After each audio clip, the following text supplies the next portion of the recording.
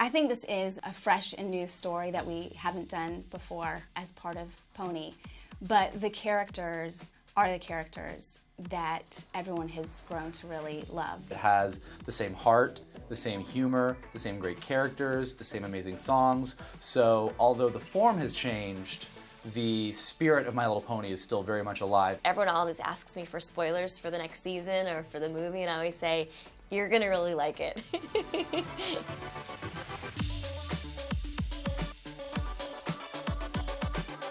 It was a lot of fun for us. You know, Megan's been on Pony for a while, and it was really fun to kind of throw her this challenge. You know, we kind of all decided we wanted to do this thing. We wanted to say, let's take My Little Pony where we've never gone before. Let's make them human. When I first heard this, you know, I really was thinking, what would be the best story for this, and who would we take into this world, and how would it work? It's kind of a scary thing. I mean, like, it's have we jumped the shark? Are we going too far? And kind of Megan came in and just said, here's how I think we should do it. Here's what the story is. Here's how it works for the characters. And you just had this sense of confidence. Like, she really just gets that world and those characters so much.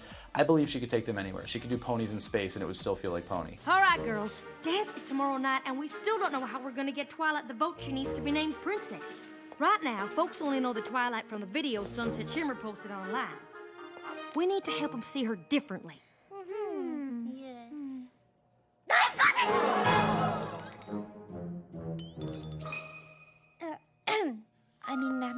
Perhaps I have a solution. The very first episode of the entire series is about Twilight in pony form going to Ponyville and sort of meeting all the ponies who will eventually become her friends. And I really thought I could use that as a touchstone for this story, where she would be entering a totally new environment, one that viewers of the show had never seen before, and of course that's something she had clearly never experienced before, which was the human world. And so I just kind of ran with that. What am I?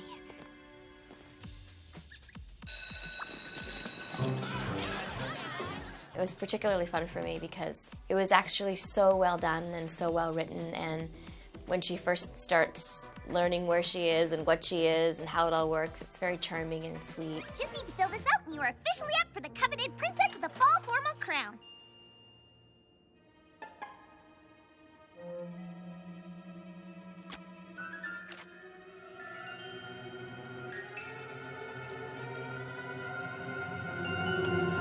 What was really cool for us that Megan did was this idea of Wizard of Oz in reverse. Should have known Princess Celestia would send her prized pupil here after my crown. And her little dog, too. There is a bit of a Wizard of Oz element to this, I think. I mean, she is trying to accomplish a goal so she can get home. I mean, that is her ultimate goal. That must serve as the gateway back to Equestria. We need to find my crown as soon as possible and get back there. I suggest we start searching the castle first. So I think, you know, seeing a high school location and human characters and cars and malls and coffee shops, for her, this is the craziest thing she's ever seen. But for our audience, it's actually a really relatable place.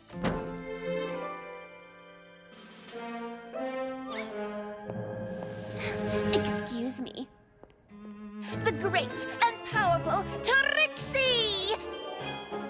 Need some peanut butter crackers. Voila! And we also introduced a new character, a new villain, Sunset Shimmer. She's a pretty nasty character. What did you do with my crown? Sorry it had to be this way. Princess.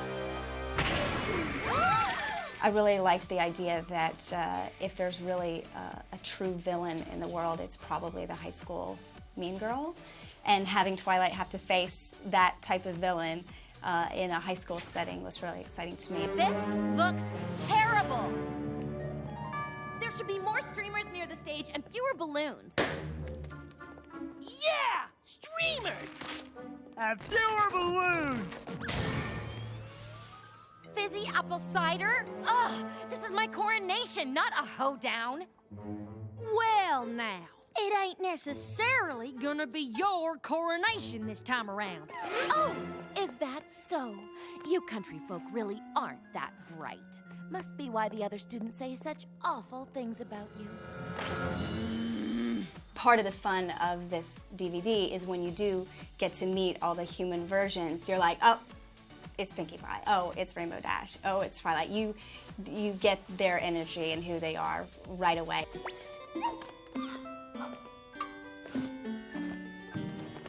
Perfect.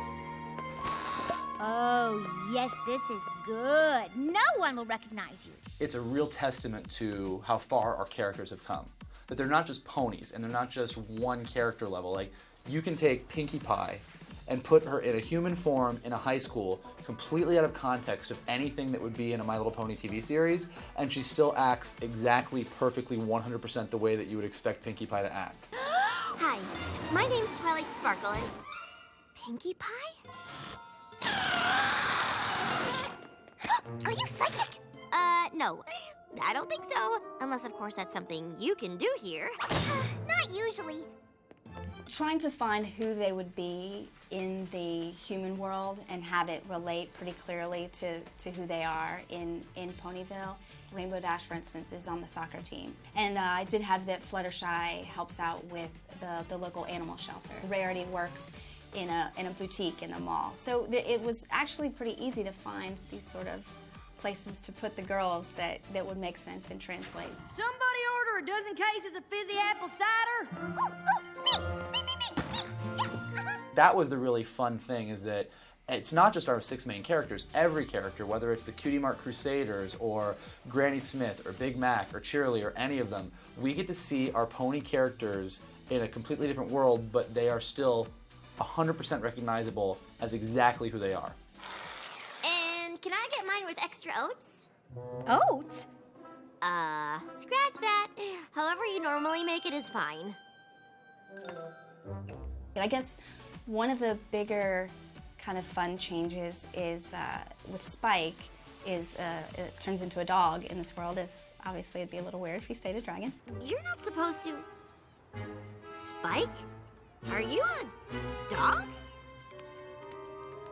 I think so. He has a slightly different relationship with Rarity.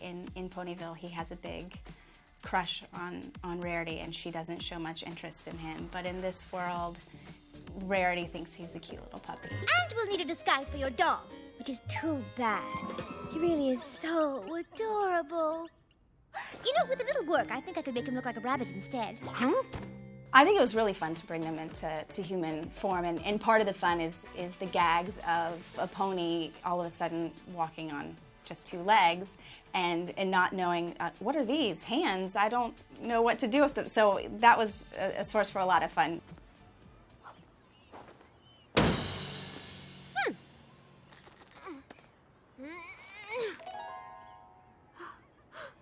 magic, it isn't working. Makes sense. You don't exactly have your horn. What? We really need to find you a mirror. What fans of My Little Pony are going to like about this is seeing their favorite characters interact in a world that's very relatable to them. So things that we would never do in the show, you would never take Twilight and her friends and send them to a coffee shop, or send them to the mall, or send them to gym class. We get to see how Rainbow Dash, Rarity, Applejack, Pinkie Pie, Twilight, and Fluttershy actually would be in a high school. I certainly think that if you were in middle school or high school, some of the experiences that she has there really would directly feel like something that you have gone through or seen your friends go through. And the fact that it's with this kind of beloved character, I think makes it really special. Oh, we've got to stop bumping into each other like this. We know that when little girls play with our ponies, they often kind of impart their own feelings and their own perspective on our ponies. So we're now kind of connecting that in animation, and it's really fun to see. Wait a minute. Let me get this straight. You're a pony? You're a princess? You're from another world? That is awesome! Oh, wow! What else? See? Told ya.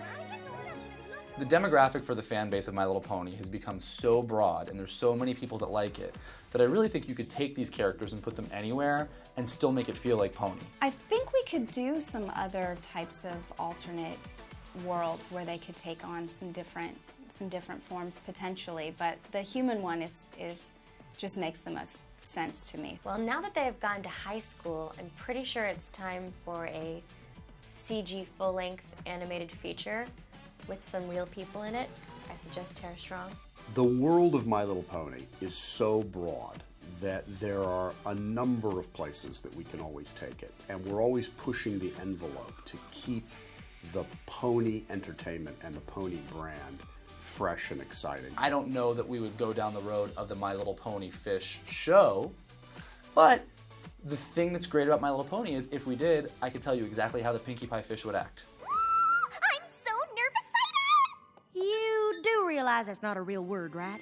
I would say the ultimate message, and really the theme of it, is that people can look so different, have different interests, but if you give people a chance, you're going to find that you have a lot more in common. I would say the message in the film pretty much coincides with the series, where friendship is magic and working together, and this whole mystical world that if you believe in yourself and you believe you can accomplish things, that anything can get done. It's about being friends and making friends, and also accepting each other for our differences and coming together and unifying as a group. It's a message that I feel like has been out there, but it's one that is worth repeating as much as possible because the world is getting smaller. We're able to connect with so many different types of people through all the kind of social media and things like that and the internet, that really seeing that someone next door to you has something in common with you, someone across the world shares something that you share. The magic of friendship doesn't just exist in Equestria. It's everywhere. You can seek it out, or you can forever be alone. The choice is yours. But all I've ever done since being here is drive everyone apart. I don't know the first thing about friendship. I bet they can teach you.